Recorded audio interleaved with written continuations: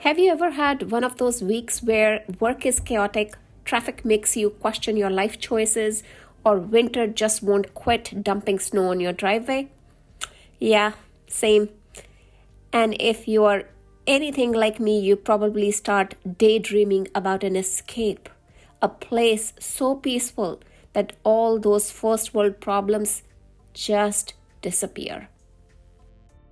I wanted ocean views, crashing waves, rolling green hills, and a kind of peace that makes you forget the to-do list waiting back home.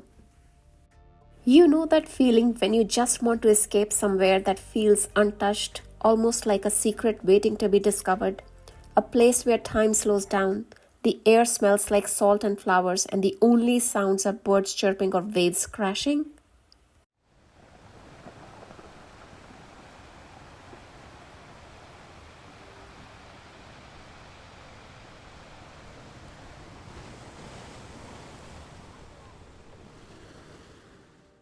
A place where the only traffic jam involves a few happy cows taking their sweet time crossing the road. A place where winding roads lead to jaw-dropping miradors and every turn feels like a new adventure waiting to happen. What if I told you there's a place that feels like a hidden paradise, but it's only a 6-hour flight from North America? Sounds too good to be true, right? Well, welcome to Azores. This stunning 9-island archipelago sits in the middle of Atlantic Ocean about 1400 kilometers off the coast of Portugal. It's where volcanic landscapes, lush green valleys, and the bluest lakes come together to create a destination that feels straight out of a dream. And the best part? You don't have to spend half a day on a plane to get there. With direct flights from major North American cities like Boston, Toronto, and New York, you could leave in the evening and wake up in an island paradise. So, if you're craving adventure, relaxation, and maybe even a bit of a cow spotting, trust me, they are everywhere. The Azores is calling, and it's closer than you think.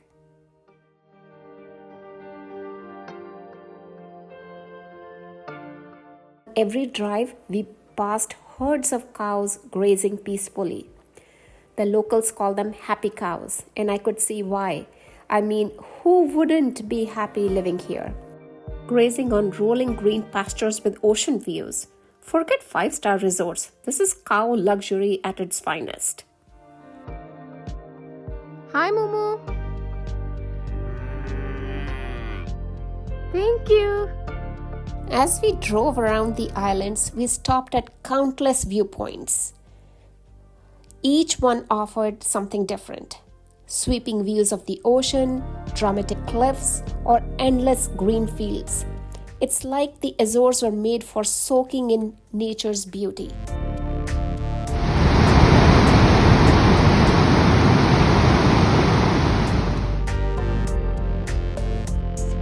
One of the best things about driving around São Miguel, the miradors.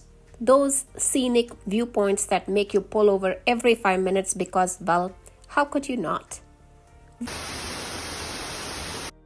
One moment you are gazing at towering cliffs dropping into the Atlantic. The next, you are surrounded by rolling green pastures with, you guessed it, more happy cows. And just when you think you have seen it all, there's a valley so lush and vibrant it looks straight out of the fairy tale.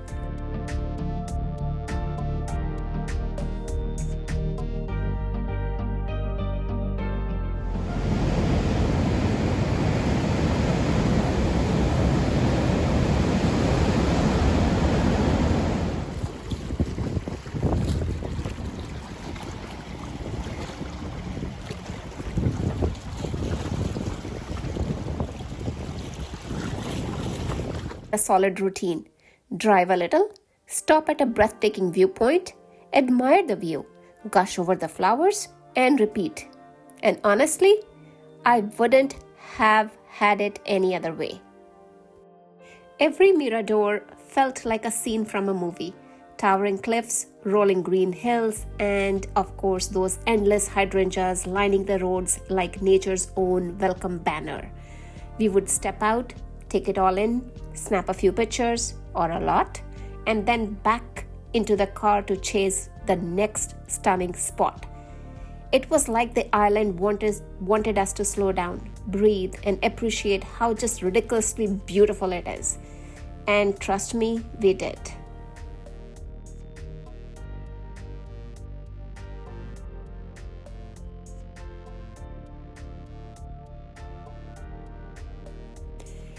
But let's talk about the real stars of the roadside. Hydrangeas. These flowers weren't just growing, they were thriving, lining the roads, covering hillsides, stretching as far as the eye could see. Meanwhile, back home, we particularly begged them to survive in a pot.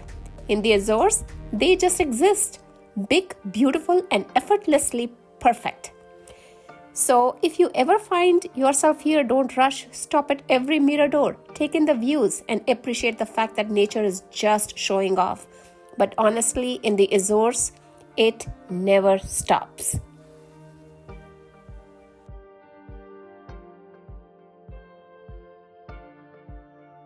No matter where you went on San Miguel, there it was, the Ferrol do Arnal Lighthouse, standing tall like the island's very own watchful guardian. It felt like a game of spot the lighthouse because you could see it from so many different places.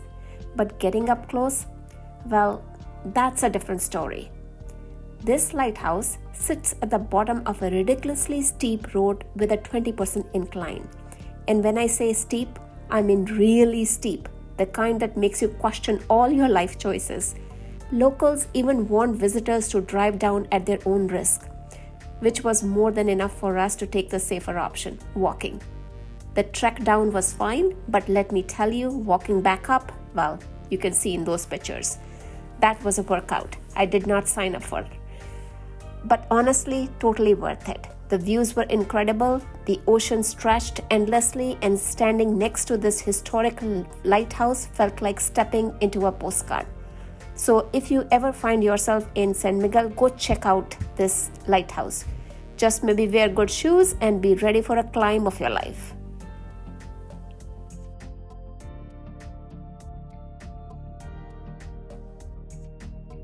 If there's one place that made me want to slow down, breathe deep, and just exist, it was Maia. This little coastal village felt like a hidden gem, charming, peaceful, and right next to the ocean. Every morning we would wake up to the sound of waves and step outside to see local fishermen casting their lines like they had been doing for generations. It was simple, beautiful, and completely unbothered by time.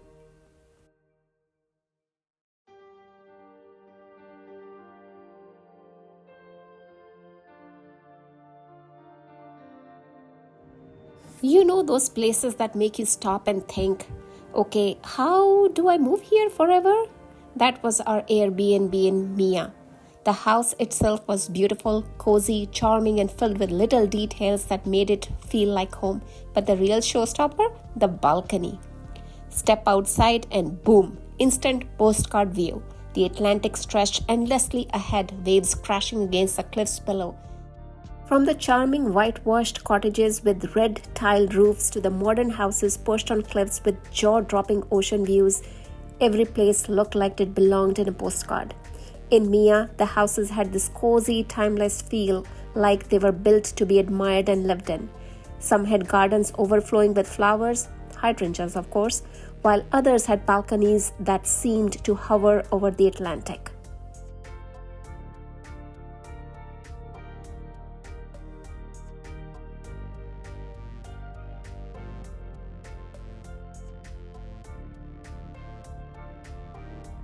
Another memorable part of Maia was our visit to this village church. The church stood at the heart of the community with its simple yet beautiful architecture drawing us in. Inside, the peaceful ambience and intricate details of the altar and stained glass left me in awe. It was clear that the church played an important role in the lives of the locals. One evening, we found ourselves at a tiny family-run restaurant that only served seafood. Not exactly ideal for me, but hey, it was all part of the adventure. The real highlight? The owner was a huge soccer fan and had just bet €100 on the team my husband favored. So, as the match played on in the background, the energy was high, and by the end, both my husband and the owner were celebrating like old friends.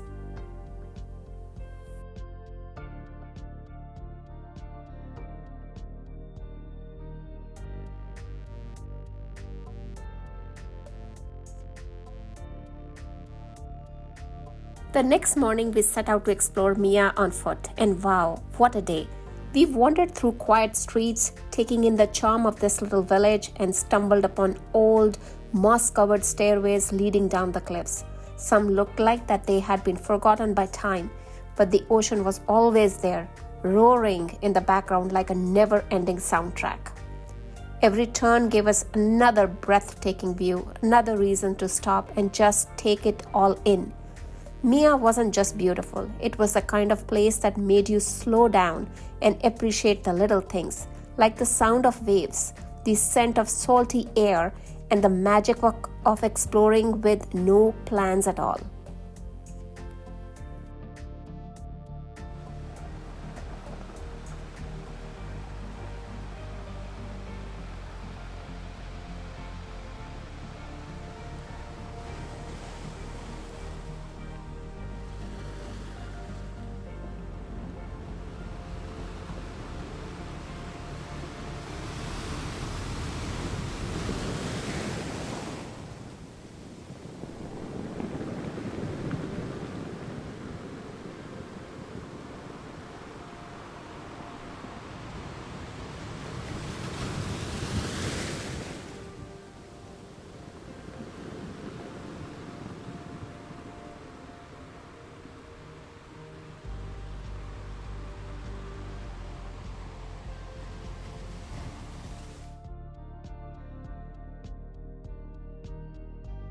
For my birthday, we decided to do something unique. Visit the only greenhouse pineapple plantation in the world. These greenhouses are used to grow pineapples that are smaller and sweeter than the ones we are used to. Walking through the plantation, I learned about the 2-year process it takes to grow these incredible fruits. House pineapple plantation to exploring the vibrant streets of Ponta Delgada, every moment felt special. Even the challenges like finding vegetarian food added a layer of adventure to the experience. Being a vegetarian, I found it a bit challenging to locate vegan or vegetarian-friendly restaurants on the island. Traditional Azorian cuisine is heavily centered around meat and seafood, so finding options for someone like me required a little extra effort. Thankfully, my husband went above and beyond, researching to find a restaurant called Rotas. It's a cozy vegetarian spot in Ponta Delgada, and it was a game changer for me. The food was absolutely delicious, flavorful, creative, and exactly what I needed. I felt so grateful to finally enjoy a meal out that catered to my dietary preferences.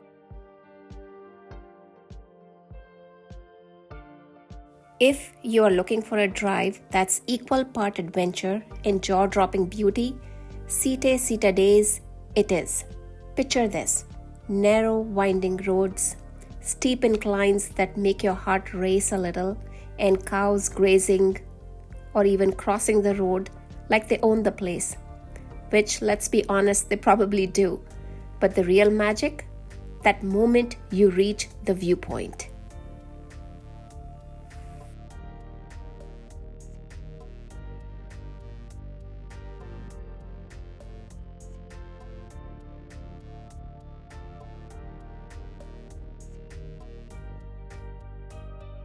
Sete Cidades is home to 4 lakes, each with its own personality.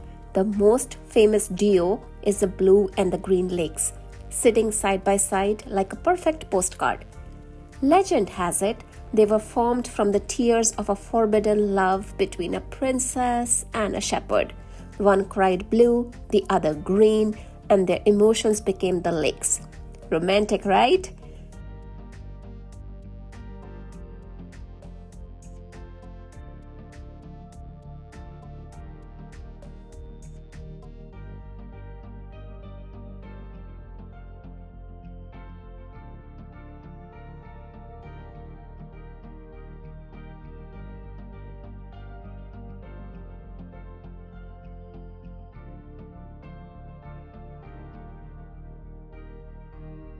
Of course, Instagram was in full force with people striking Titanic poses at the edge, arms stretched wide.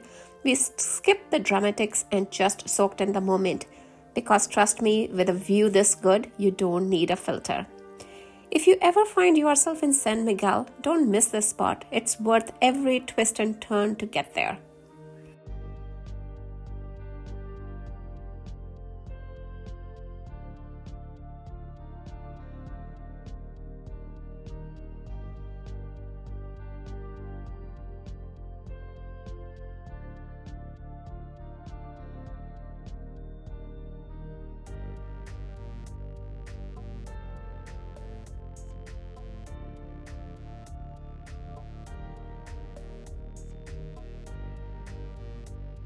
If there's one thing you have to do in San Miguel, it's to soak in the thermal pools of Furnas. But here's a tip: book before you travel. These spots fill up fast, and trust me, you don't want to miss out. Stepping into the warm, mineral-rich waters felt like getting a big, cozy hug from nature itself. Surrounded by lush greenery, mist rising all around, it was kind of relaxation that makes you forget about everything. Even the slightly earthly scent from the volcanic minerals. Let's just say nature knows what it's doing. Between the bubbling hot springs, the vibrant gardens, and the whole slow down and enjoy life vibe, Furnace was a place we could have stayed in forever.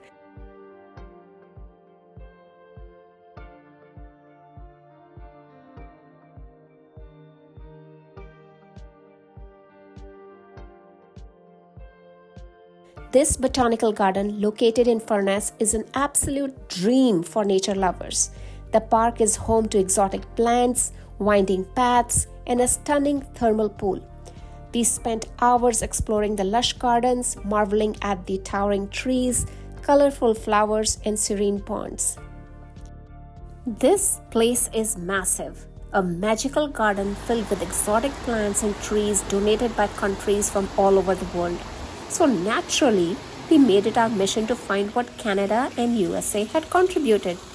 Were we successful? Partially. Let's just say spotting a tiny plaque in a sea of greenery is not as easy as it sounds.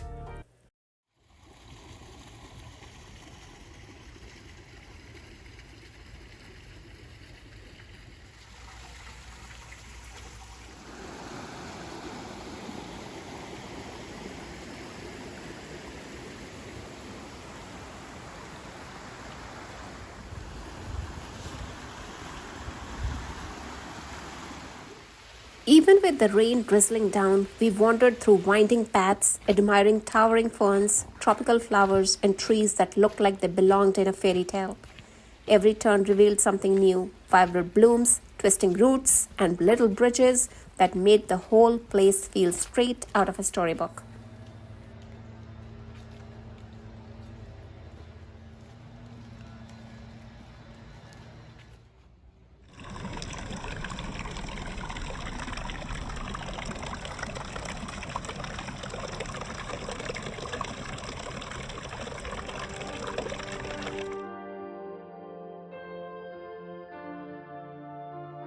Another unique experience was visiting the tea plantations of Gornia in Porto Formoso. Did you know that the Azores are home to Europe's only commercial tea plantations? Walking through the neatly trimmed rows of tea plants with the scent of fresh leaves in the air was a serene experience.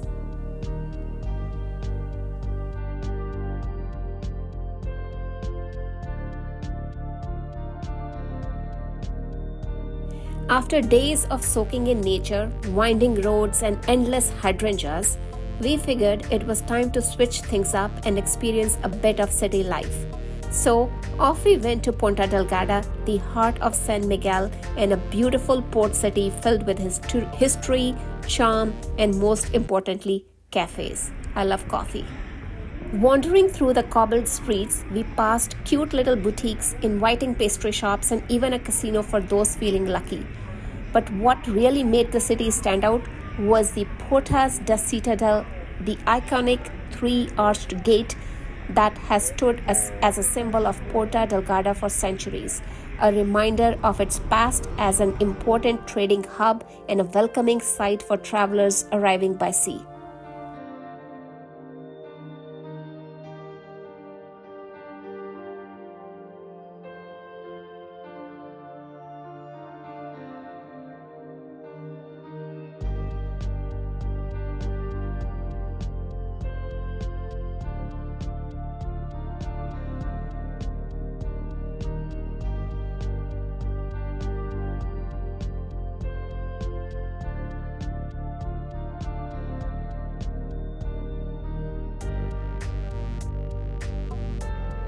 Let's talk real magic. Christmas time in Ponta Delgada. The city was buzzing with excitement. Kids riding a merry-go-round, families lining up to visit Santa, and twinkling lights everywhere. We could not wait for evening to roll in just to see the city glow with festive decorations. And of course, we had our eyes and stomachs set on trying all the delicious seasonal treats. Which brings me to my one heartache, the churro stand. My favorite stand, the one I had been dreaming about, ran out of churros before I could get my hands on it. A true tragedy, but at least there were plenty of other goodies to try. And yes, I drowned my sorrows in pastel de nata.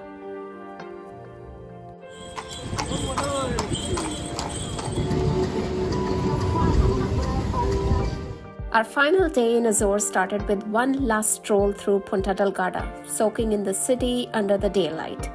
After all the miradors, hydrangea-lined roads, and jaw-dropping views we had explored, it was nice to simply walk along the coastline, breathe in the salty air, and take in the rhythm of the city. Then we saw it, a massive cruise ship making its way into port. The moment it docked, the entire city transformed. Suddenly, the quiet cobbled streets became a lively hub of tourists, locals and vendors setting up shop, ready to welcome the wave of visitors. It was fun to watch the city wake up in an entirely new way. As we wandered by the marina, we saw future generations of sailors and fishermen in the making. Young kids learning to navigate their small boats, practicing skills that had been passed down for generations. It was a reminder of how deeply connected the Azores are to the ocean, not just as a scenic background, but as a way of life. And just like that, it was time to go. No Ubers here, just a 10-minute taxi ride to the airport that somehow felt way too short. Leaving behind the stunning views, the cozy Airbnb in Maia, the rolling pastures, and even the steep roads that made my knuckles turn white, it was bittersweet. The Azores had been a place where time slowed down, where every view felt like a painting, and where even a mist-covered lake or a missing churro could turn into a memorable part of the adventure. As our plane took off, I already knew I will be back, maybe to chase another viewpoint, maybe to finally get my churro, or maybe just to sit on that balcony in Maia and start writing the dream book.